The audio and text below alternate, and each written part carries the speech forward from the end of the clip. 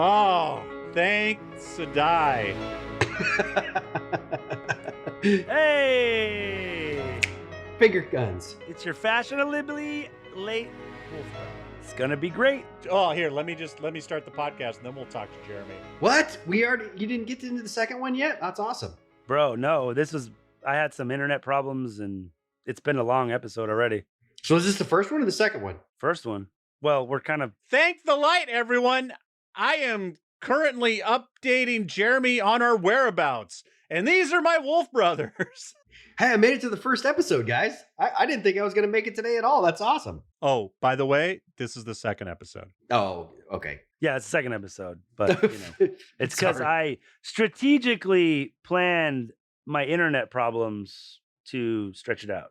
But no, it worked out well because I was thinking about when I remembered what this fucking chapter is. I'm like, this might have to be a double feature, and so you caught us. We just finished talking about the second arch. So cool. We do want to talk to you. I know we're not going to be able to replay the clips, but you probably know enough by memory. There's a good chance. Because we can't wait until... Feel free to record a monologue when you listen okay, to the episode without all right. you. When you're just like, no, that's not it at all, Justin. It's fucking... Dude, I needed you for this episode. I want you to send me just Justin's audio, and then I want to try to piece together just hearing half of a conversation. Try to figure out what you were talking about. How crazy would that be? That'll be awesome. Because I started looking at my notes, dude, and I was like, this is going to be a long one, bro. It's like, if Jeremy's not here, I'm going to talk a lot. And I wanted to bounce some stuff off you. It would be Justin yelling obscenities into his microphone, then punching it, then taking a bong rip, and then... No, I was really serious, and I only took like 3 bong hits. Oh, well, hey... We didn't have our straight man on the show. We had to fill in the gap. You didn't? The Ringo wasn't here. I hated it. Yeah, I hated it. I couldn't be my fantastic George Harrison funny self. I set the rhythm. Got my mind set on being funny, and it didn't work. George Harrison. Oh, the action. How can you be the most underrated and also overrated Beatle? He's definitely the most overrated Beatle. You've heard that song I was just singing. It's awful. Jeremy, you've listened to last week's episode. No, you haven't. No, I haven't. I wasn't here. Sorry. But you have. No, you haven't. But he has. But the funny thing is that as far as the audience are concerned, he has. But he actually has not. So we're going to get his take on it sans our comments for now. Okay, let me hear it. What was the... For right now, what can you remember about the first 2 arches? What do you want to say? What was and what is? So the first one is when she walks through and it's basically the episode. Basically it's Rand's vision when he's talking to Ishmael, and what we had said is, what if maybe her version of the arch starts where Rand's kind of stopped with Ishmael? I think she freezes, because it's exactly the same. I don't think they'll show it. I think that they use that, and I think that it's done. Right. I don't think that they'll even show the arches for her.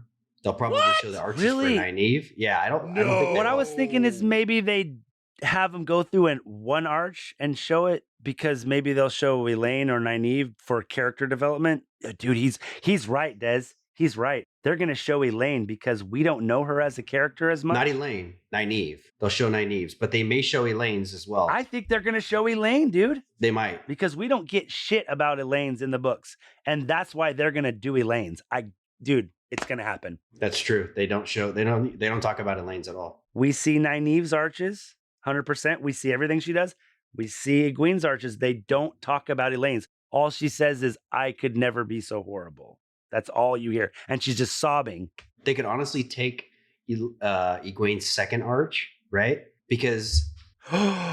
and they could turn that into Elaine's. Dude, that would be killer. Because she'd be like, I don't even know this dude barely yet. Right. Well, yeah, exactly. Or she could be like... She doesn't know he's the dragon at this point either. Well, she could be like, I'm in love with this guy, and I still have to try to... he's asking me to kill him. Right. Right? Well, that's probably too early. But it would be news to her that...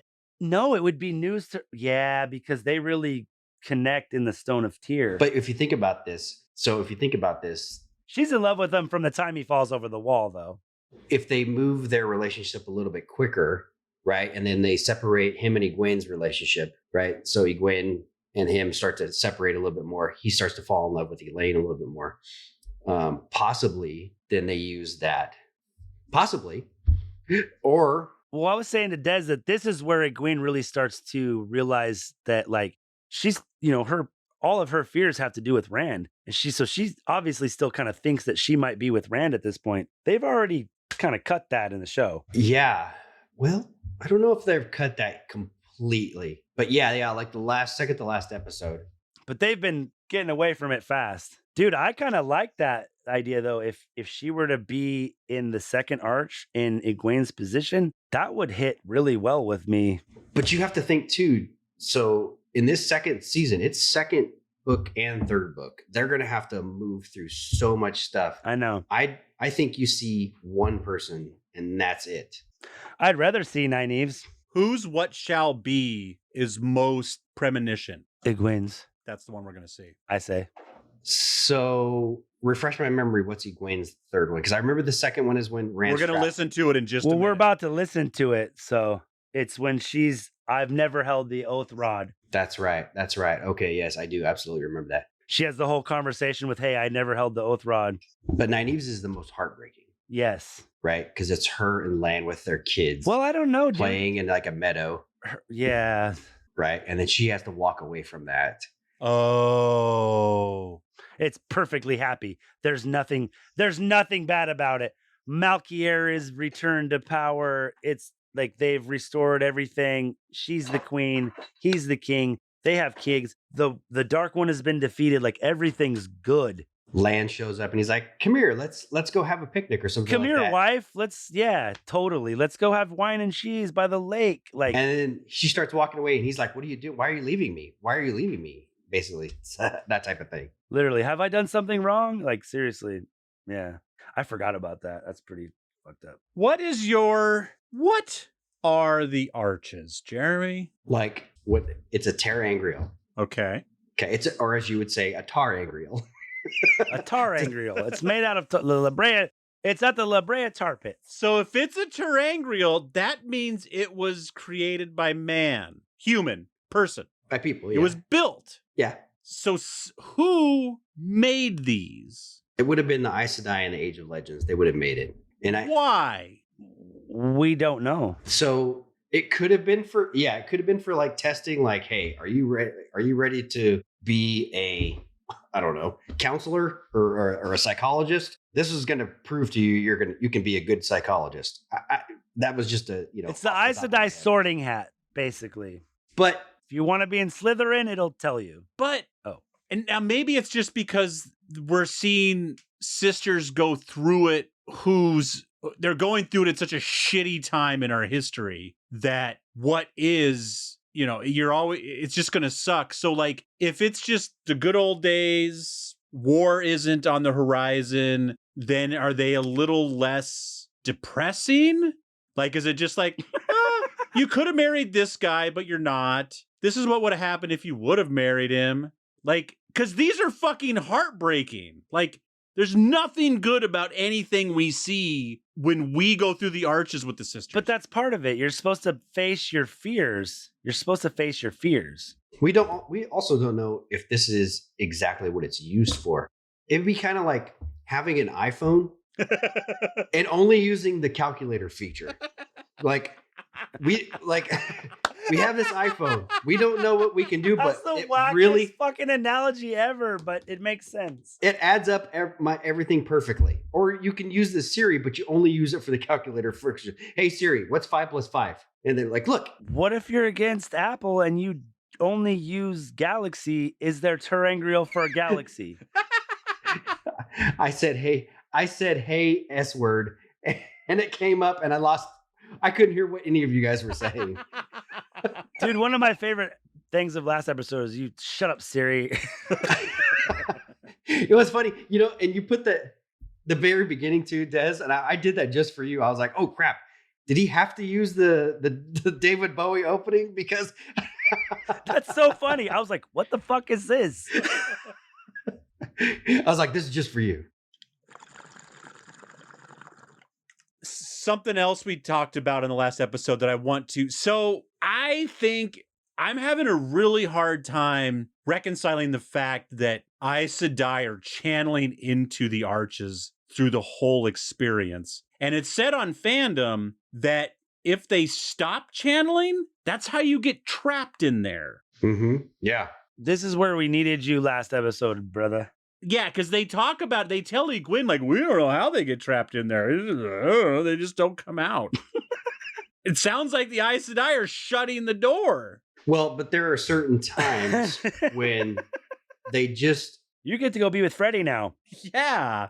But I think that there's a certain amount of time that they know, like maybe it's an hour. You know, you go in this arch, you come out in 20 minutes. You go to this arch, you come out in 20 minutes. Come out, same thing with third arch. If you go into this arch and it takes you 40 minutes, you're not coming out. We might have a problem, right? Okay, a couple things about the reason why I wanted you here last episode. The arches, okay, in Ryudan, there are arches and there are columns. Mm-hmm. Do the clan chiefs go into the arches as well? No, they do not. Like the apprentice wise ones, do they only go into the columns? They only go to the columns. So if you remember this, the only reason I remember this is because I've gotten to the books. 2-part question. Go. Okay. The second question was, when you're an apprentice wise one, you go to the arches in Ryudan. When you go to be a clan chief, you go to the columns. When you go back to become a wise one instead of apprentice, you go through the columns. Correct?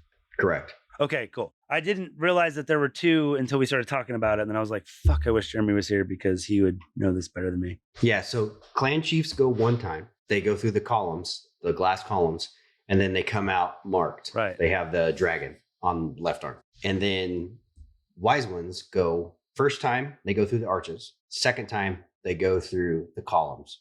And then and go ahead. Oh, I have a question. So Finn, go. No, I was just going to give a major spoiler. Okay. When Rand is there, does he go through both? No, he only goes through the columns. And he never goes back a second time. As far as I know.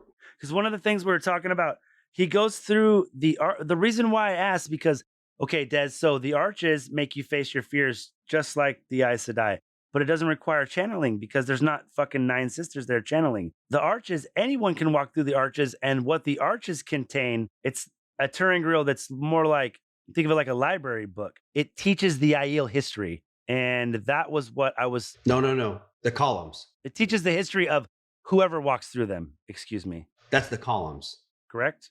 The columns teach the history. Yeah, that's what I said. No, you said the arches. The arches kind of test the wise ones like the Aes Sedai. Yep. But you don't have to channel into it. So, and they don't have to go in 3 different times. They just go in once, right? That I don't know because they don't... He never talks about that. Because Evienda is the only one Moraine goes through them too. When Moraine goes, does she go through the arches? She does. Does she go through the arches or through the columns? Well, it wouldn't. The columns wouldn't do anything for her. Columns wouldn't matter, right? She's not Aiel. Because, and that's another thing we were talking about last episode, is because Rand actually goes through the columns and follows his bloodline. His Aiel bloodline all the way back to the breaking. And his family were some of the original Aiel who were basically like I said, the personal assistants of the Aes Sedai. They were servants of all. I mean, the Aes Sedai were servants of all, but what does Daishan stand for? They are the true Aiel. So Daishan. Back in the day, they were Daishan, and the ones who were taken like slave servants in battle are Gaishan. Right. Right? Right. Okay. Which I don't remember what that means. What's the difference? I can't remember what that means, and the Daishan Aiel is not what I was thinking true Aiel, but that's what they called. So that's the Gen Aiel. The Gen Aiel. So that's the true Aiel, the Gen Aiel, which it means the true Aiel. They're the ones who were like literally like the Aes Sedai, like they were like connected from Aes Sedai to Aes Sedai from like their families served Aes Sedai like generationally. Yes. Yeah, and actually Rand doesn't go back to the breaking. He goes to when the boar is like put into the Dark One's prison. So even way before that. Right. He sees them drilling into the boar. Yeah, he goes way back to the Age of Legends. Like, yeah, Des. I mean, the first 3 books are really cool, but honestly, 4, 5 gets a little slow, but 6 Like so much cool stuff happens in those 3 books. It happens. I mean, and I know they 4, 5, and 6 are really good. I was saying that book 4, I saw a tweet today and I really agree with it. It's book 4, Shadow Rising, is really when the magic mechanics, the world building, the nations, where everybody kind of stands, like, I don't want to say politically, because this is one of the least political. I mean, Rand deals with political bullshit because he's bringing the nations together, but sure. it's more, the world is fleshed out. You see where everybody's at. You see, everybody's kind of starting to work towards the last battle, but they still have their own agendas at this point. And, the Shan Chan are here. You really have the world fleshed out. You really have the magic fleshed out. And that's when it really starts to, it's never not a story driven, character driven narrative, but you get to be more event driven. And that's why I think it slows down a little bit. I think what happens is in reality, and what's happening in Robert Jordan's life at the time is he told like Tom Doherty, who was the guy for Tor Books, the guy who was the CEO or the owner. Right. He's like, I can get this done in 3 books. And neither his wife nor Tom Doherty thought they could get it done in 3 books. And so they're like, okay, you have a 3 book. Like the whole story? Yeah. So they're like, you have a 3 book contract. And I think they extended it before he even got through with the second book to 6 books. And so he's writing the first book.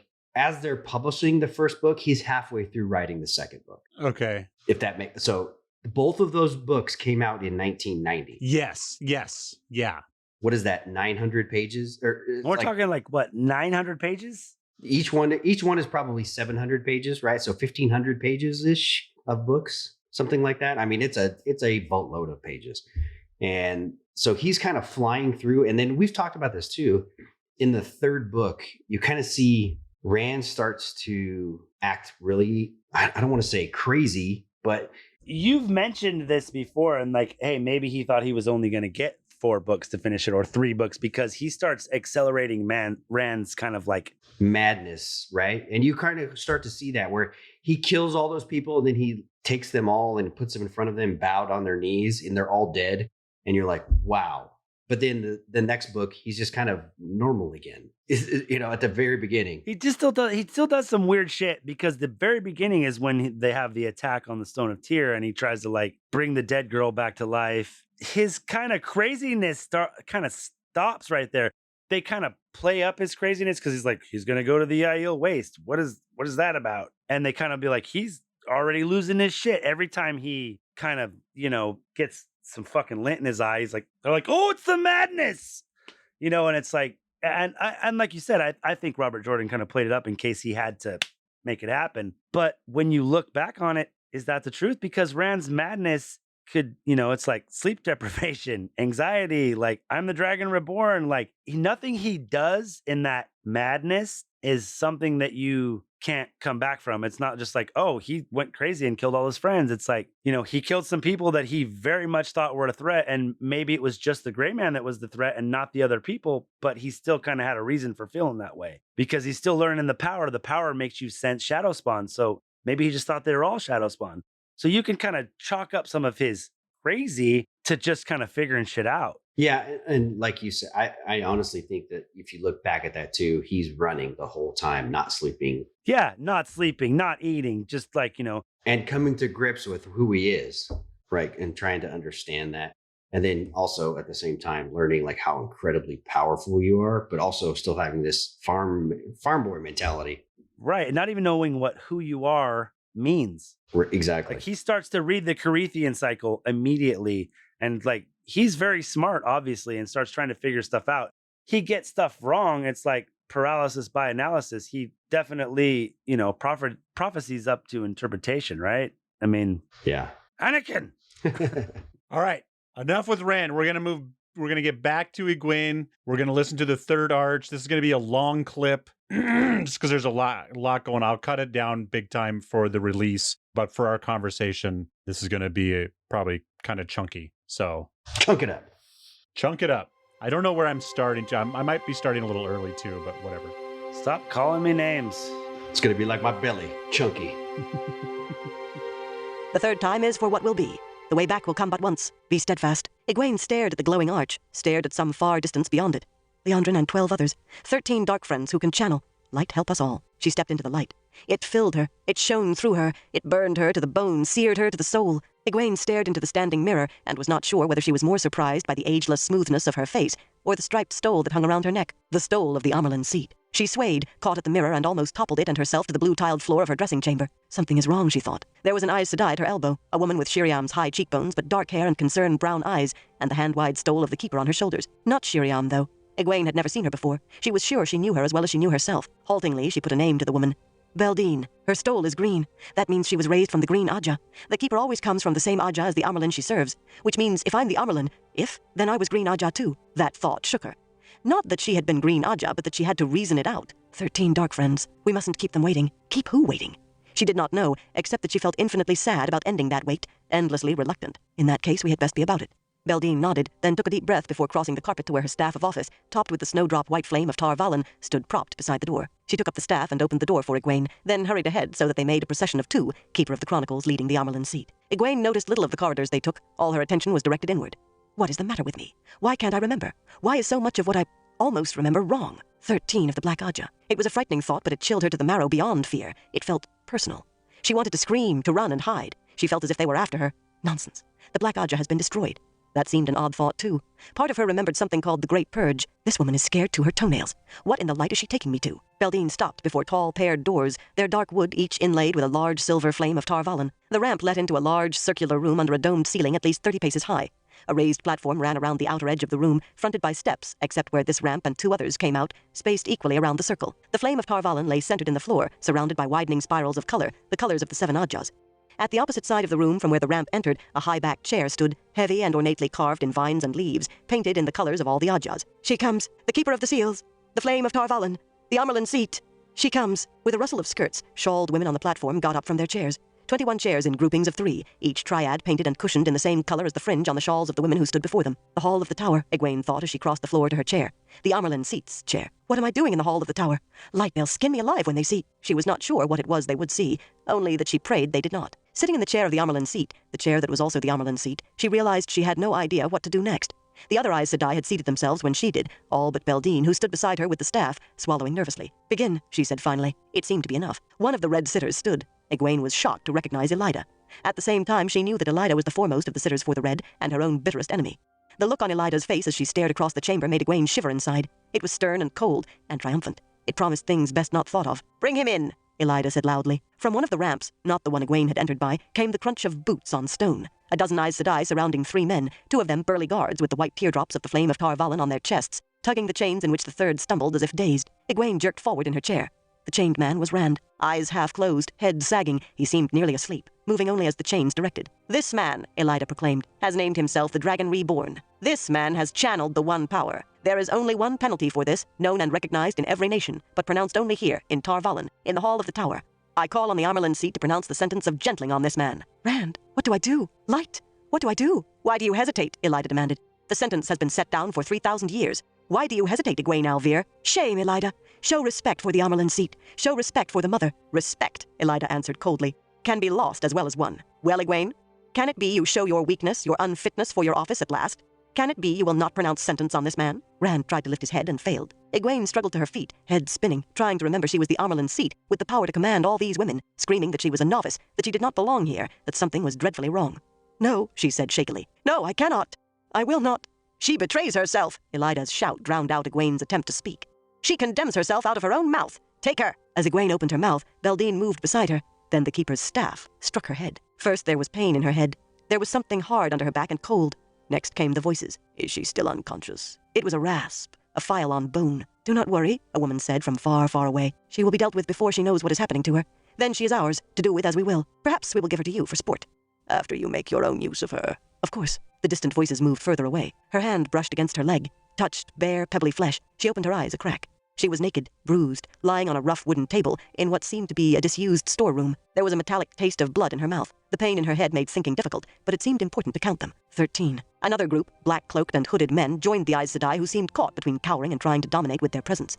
One of the men turned his head to look toward the table. The dead white face within the hood had no eyes. Egwene had no need to count the Myrddraal. She knew. 13 Myrddraal, and 13 Aes Sedai. Without another thought, she screamed in pure terror. Yet even in the midst of fear that tried to split her bones, she reached out for the true source, clawed desperately for Saidar. She's awake! She cannot be, not yet! Shield her! Quickly, quickly, cut her off from the source! It's too late, she's too strong! Seize her! Hurry! Hands reached for her arms and legs, pasty pale hands like slugs under rocks, ordered by minds behind pale, eyeless faces. If those hands touched her flesh, she knew she would go mad. The power filled her. Flames burst from Myrddraal's skin, ripping through black cloth as if they were solid daggers of fire. Shrieking half-men crisped and burned like oiled paper. Fist-sized chunks of stone tore themselves free of the walls and whizzed across the room, producing shrieks and grunts as they thudded into flesh. The air stirred, shifted, howled into a whirlwind. Slowly, painfully, Egwene pushed herself off the table. An Aes Sedai loomed in front of her, a woman bruised and bleeding, surrounded by the glow of the power. A woman with death in her dark eyes. Egwene's mind put a name to the face. Gildan, Elida's closest confidant. She balled up her fist and punched Gildan between the eyes as hard as she could. The red sister, the black sister, crumpled as if her bones had melted. Rubbing her knuckles, Egwene staggered out into the hall. Thank you, Perrin, she thought, for showing me how to do that.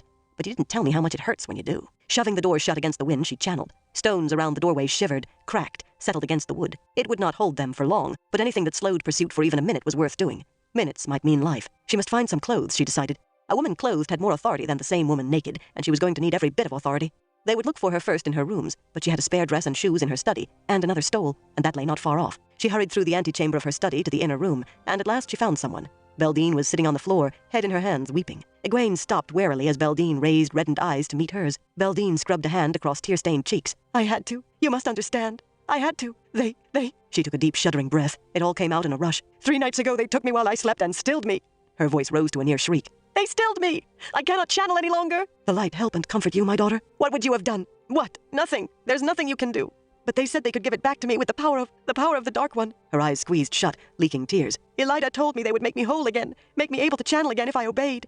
That's why I had to. So Elida is Black Ajah, Egwene said grimly. She began to dress herself quickly. What have they done with Rand? Where have they taken him? Answer me, Beldine. The Traitor's Court, Mother. Shivers assaulted Egwene. Shivers of fear, shivers of rage. The Traitor's Court was used for only 3 purposes. Executions, the stilling of an Aes Sedai, or the gentling of a man who could channel. But all of the 3 took an order from the Amerlin seat. So who wears the stole out there? Elida, she was sure.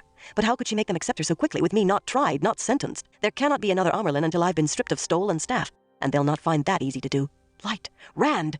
She started for the door. I never held the oath rod, Beldine. Beldine's gasp followed her from the room. Egwene's memory still played hide-and-seek with her. She knew no woman could achieve the shawl and the ring without pledging the 3 oaths with the oath rod firmly in hand, the ter'angreal sealing her to keep those oaths as if they had been engraved on her bones at birth. No woman became Aes Sedai without being bound to them. Yet she knew that somehow, in some fashion she could not begin to dredge up, she had done just that. Her shoes clicked swiftly as she ran. At least she knew now why the halls were empty. Every Aes Sedai, except perhaps those she had left in the storeroom, every accepted, every novice, even all the servants, would be gathered in the Traitor's Court, according to custom, to watch the will of Tar Valon made fact. Whether Rand had any followers or not, she could not remember, but warders remembered such things and guarded against them. If Elida or another truly did wear the stole of the Amerlin, the warders might well not admit her to the Traitor's Court. She knew she could force a way in. It would need to be done quickly. There was no point if Rand was gentled while she was still wrapping warders in air. Even warders would break if she loosed the lightnings on them and balefire, and broke the ground under their feet. Balefire, she wondered. But it would also do no good if she broke Tar Valon's power to save Rand. She had to save both. Well short of the ways that led to the Traitor's Court, she turned aside and climbed up stairs and ramps that grew narrower and tighter the higher she went, until she thrust open a trapdoor and climbed out onto a sloping tower roof. From there she could see across other roofs, past other towers, into the broad open well of the Traitor's Court. Rand. 12 Aes Sedai surrounded him, and another, who Egwene knew had to be wearing a 7-striped stole, even though she could not distinguish it, stood before Rand. Elida. The words she must be saying crept into Egwene's head. This man, abandoned of the light, has touched Saidin, the male half of the true source. Thus do we hold him. Most abominably has this man channeled the one power, knowing that Saidin is tainted by the Dark One, tainted for men's pride, tainted for men's sin.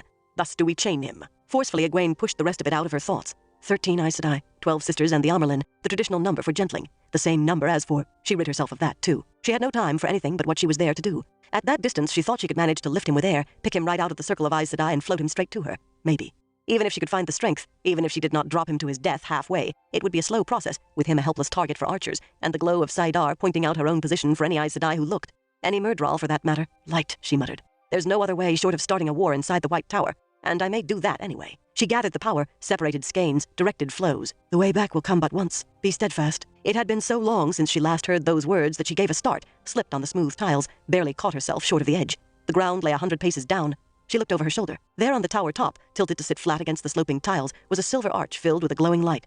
The arch flickered and wavered. Streaks of angry red and yellow darted through the white light. The way back will come but once. Be steadfast. The archway thinned to transparency, grew solid again. Frantic, Egwene gazed toward the Traitor's Court. There had to be time. There had to be. All she needed was a few minutes, perhaps 10, and luck. Voices bored into her head, not the disembodied, unknowable voice that warned her to be steadfast, but women's voices she almost believed she knew. Can't hold much longer. If she does not come out now, hold! Hold, burn you, or I'll gut you all like sturgeons! Going wild, Mother! We can't... The voices faded to a drone, the drone to silence, but the unknowable spoke again. The way back will come but once. Be steadfast. There is a price to be Aes Sedai. The Black Ajah waits. With a scream of rage, of loss, Egwene threw herself at the arch as it shimmered like a heat haze. She almost wished she would miss and plunge to her death. Light plucked her apart, fiber by fiber, sliced the fibers to hairs, split the hairs to wisps of nothing. All drifted apart on the light, forever.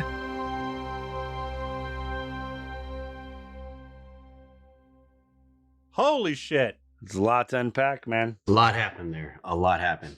So Des, do you know so there's the scene where there's 13 of the Black Ajah and 13 Myrddraal. Explain the significance of the 13. Nope. No. Justin, we can't hear you. Yes? There you go. There we go. I didn't mute myself. That's weird. I did. Okay. I muted you because you were talking about nonsense. You were talking about people that work. No, I got a text from my work that they had some sketchy tweaker fucks in there. Yeah. Gonna do some sketchy shit. That's what tweakers do. I was asking Des, does he understand the significance of 13 Black Ajah and 13 Myrddraal? What they do, I don't understand why there has to be a matching pair. So for some reason, if you're a man, okay, like even you're super strong like Rand. Not just men. If you can channel. Females too.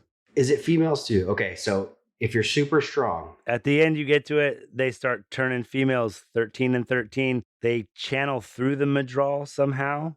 Right. So if even if you're super strong, like 6, 7 other Aes Sedai, if they try to like cut you off from the source, they can't do it because you're super strong. If you're holding the power, they couldn't. If you're already holding the power, you usually can't, right? Rand is like super strong. They can't cut him off. But if you get 13, even if they're incredibly weak, 13 is this magic number. Like if you get to 13, there's 13 of them, boom, doesn't matter how strong the guy is or the woman is, they can cut you off. But why is there oh, go ahead. Okay. And then I was going to tell you, so then the Myrddraal, so if you have 13 Black sisters and then 13 Myrddraal, then what they can do is no matter who you are, they can turn you to the dark. Against your will. No matter how dedicated you are to the light, you can hold out for a long time if you're really dedicated, but they can turn you no matter what if they have enough time. And that's what they were trying to do with Egwene in her vision thing. They were going to turn her to the dark side. Oh, because it's Tell and Riyadh, and what happens in Tell and Riyadh doesn't stay in Tell and Riyadh. It's more like she's seeing this is a possibility of something that could happen. No, it could have happened just then. Well, it could happen in the future too. Well, yeah, obviously it can happen. You know, anything can happen in the future because she's seeing that she's the Amberlin. It's in the future, but that's something that we forgot to talk to you about at the beginning of this episode, that there is possibly a relationship between Tell and Riyadh and the Three Arches. There's absolutely there. It's not a possibility. It's an absolute, because when she walks in and she has that ring, it causes a whole bunch of issues because of that. So if you weren't in the Arches and you were just in Tell and Riyadh, you could be turned. The 13 Myrddraal and the 13 Black Ajah could meet you there and turn you in Tell and Riyadh, right?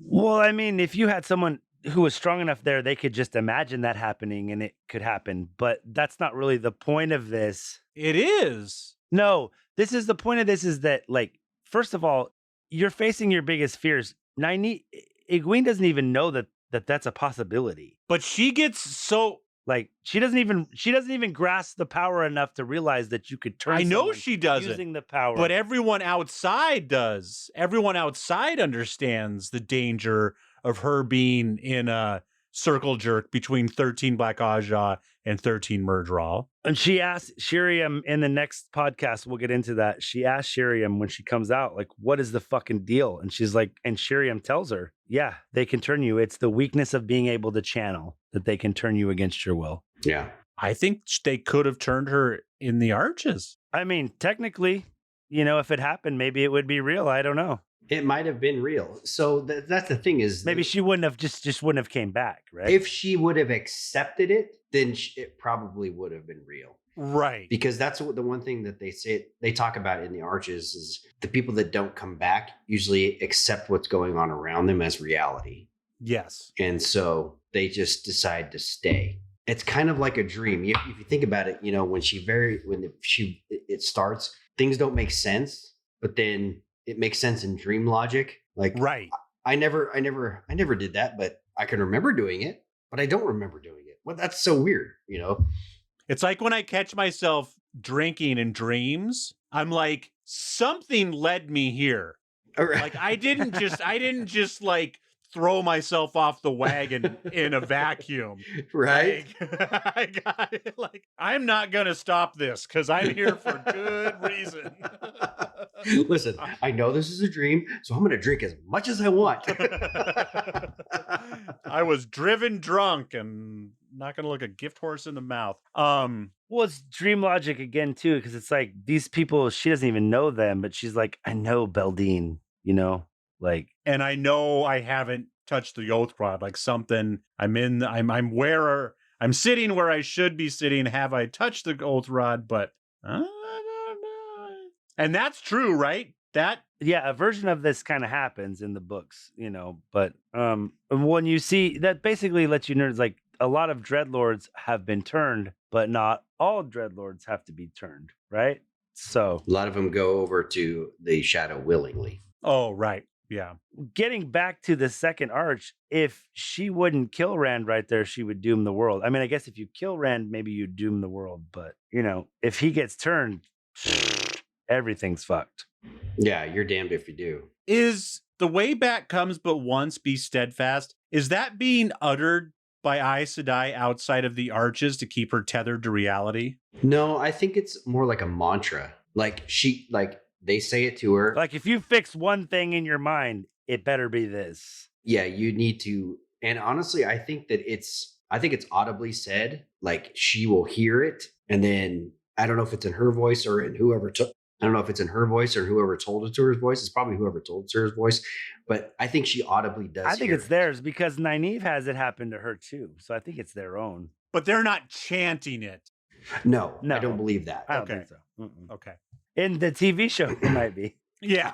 Yeah, exactly. They can do whatever they want. While they're pounding their chest. I was and contemplating doing that because you weren't here. I'm like, I'm your designated Borna.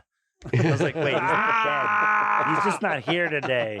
And so I don't know. And they have to shove you through each arch too. Like just push you through as hard as they can. Yeah, just like the river. Bye. Like I said, you're seeing a version. She is Amaryllis. She's in the tower. Beldine is a real person, but I don't think she ends up becoming the keeper or even that important. I'd have to look up who Beldine is because I've just finished the 6th book. I think she just becomes a random Aes Sedai. I don't know. That's my Wu-Tang rap name. Random Aes Sedai. Beldine, yeah. Random.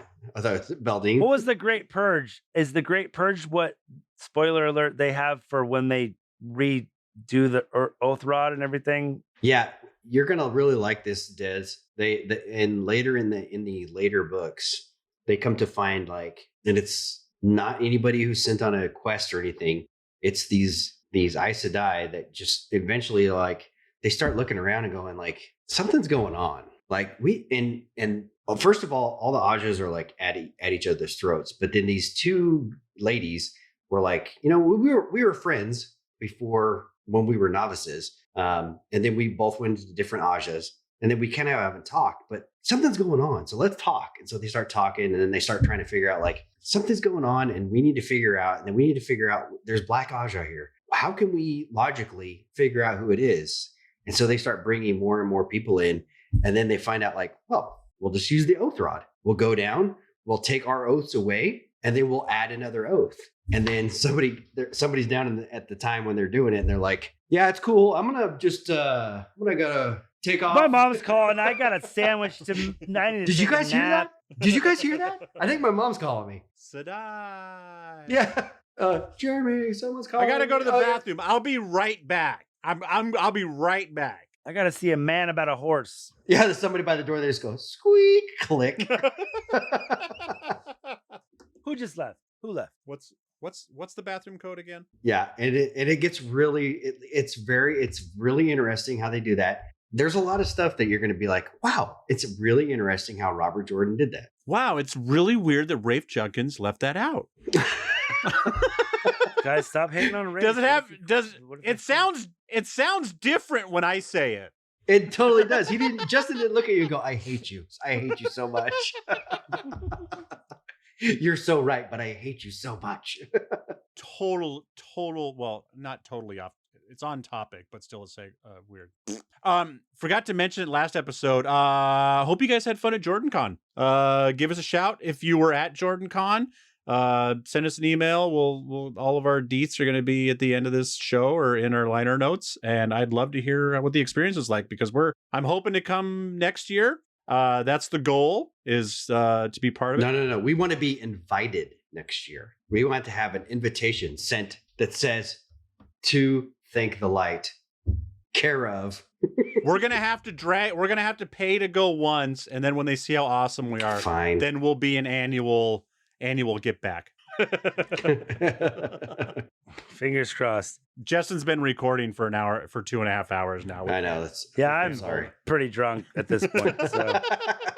I'm still taking notes. Do we think Elena was turned in this world, or just an asshole? I just think it's her dream. I think it's Egwene's dream. So she made her as evil as she can make her. Well, that's what I'm saying. And do you think she's been turned, or is she just shitty? Because she's obviously got to be dark, right? She's got to be playing for the dark side, right? Absolutely. I love how they're like, Balefire. Like, what is that? You know, this is the first mention of Balefire. Is it? It's the first. I want to say it's the first mention of Balefire. Yeah, because Moraine doesn't. You don't hear it. They are letting you know some power limitations, though, even though it's like a dream or whatever. They're kind of letting you know. They do mention some things that can't be done and can be done, and they explain the stop clicking the pen. It's funny, I can't hear it now, but when I edit it, you're gonna fucking hear it. You're gonna hear a fucking lot, and it's gonna make me so angry next episode. I'm gonna fucking punch myself in the dick. I hate myself so much because I've been doing it. I'm chewing gum, so what am I to say? We were talking about too. You mentioned a little bit that like she basically almost ruins that Terran girl by having the ring with her. I didn't really realize that till we were recording this episode. I'm like, is it Black Ajah? Is it because it's the ring? Like, do you know, like when Matt goes, what I mentioned was when Matt goes through the doorway, or when Rand goes through the doorway, they start asking questions about the shadow, and it starts causing fucking problems. I don't think that it's that. I think it's the fact that there's 3 of them in there at the exact same time. Oh, I guess that makes sense. That 2 of them can channel, so they're like, fuck. And 2 of them are Taviran, so you get in like a... That's the main thing. I think it's that there's 2 that are Taviran and 2 that it can channel. So Matt comes out. Sorry, real quick. Who were we talking about? So there's in the next book 4. Oh, okay. Never mind then. I thought we were talking about what just happened. I'm like, who was in there with her? No. Okay. Let's say, so Moraine and Matt and Rand all go through a certain terangrial. It's not like the Arches, but and they're all 3 in there at the same time, and it puts a huge strain on whatever world dimension that they're in, and it starts to really cause strain on the fabric of that reality, because there's 2 people that can channel, which really excites them because they can feed on people that can channel, and 2 Taviran, so they can really feed on their emotions as well. Yeah, to the point where when the saver Matt comes out and he's like, what the heck? I don't know that I got all the answers, because you're supposed to get 3 answers. And then Rand walks out right after that out of the same doorway. He backs out, channeling. Yeah. Like, get the fuck off me.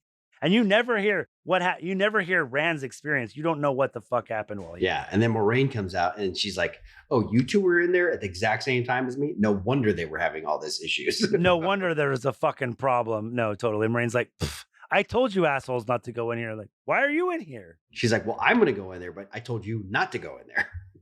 Do as I say, not as I do. Thank you for listening to our podcast. Please rate us, like us, tell a friend about our show. Thank the Light. Check us out on Twitter. We are Wolf Brothers at Parched Ailman. That is Wolf Brothers at Parched Ailman. Send us questions, comments at thankthelight@gmail.com. let us know. Should we get rid of Jeremy for good, or should we keep him? Like, this was a hell of an Please let us know. If you'd have asked me before this, I'd have said, fuck that guy. But now that I had to do it without him, first of all, my internet doesn't work without Jeremy's magic. So whatever, Gandalf, Turns out I got the touch. whatever, you got that broadband connection. And I'm a hell of a lot funnier with you being the straight guy, because with me being serious, this podcast is a little boring. You know what? I'll be your Dean Martin any day. Looking for another great podcast to listen to while you wait for the next episode of Thank the Light? Check out on your feed. Hopefully it's there by now. We just recently recorded an episode with the whole Sounds Awesome crew. So please give that a listen so you can get to know some of the other hosts and give yourself another great excuse to check out the excellent podcast on the Sounds Awesome Network, or you can head on over to whatsoundsawesome.com right now and check those out, or find them wherever you find fine free podcasts. What is, what was, what shall be. Be steadfast. And I don't really have any Wheel of Time wisdom for you today, so I'm just going to say, hey, hey, hey, smoke weed every day. Nate Dogg. R.I.P. R.I.P.D. You know what I'm going to say is don't do fentanyl, because that just took Coolio away from us, because we found out that we got his autopsy back. And that's what got him. Don't do fentanyl. Hey, don't do drugs, because you never know what's going to have fentanyl in it nowadays. Whoa. Just be close with your dealers so that you trust them, is all we're saying. If you work at a weed shop, Be safe. you're probably not going to be selling fentanyl, right, Justin? I think anybody who smokes weed probably is not in danger of getting fentanyl. There you go. I am not average, I am not ordinary, I am a masterpiece, you know I do it for me. I am not perfect, no that's imaginary, but I'm a masterpiece, you know I do it for me. And all my colors and paints, all my lines and my shapes, every move that I make, I am not basic, it's self-explanatory. I am a masterpiece, you know I do it for me. Just the way I like it, yeah. Mixed and edited by Desmond McNeese for We Mixed It, LLC. Go to whatsoundsawesome.com. That's the stinger.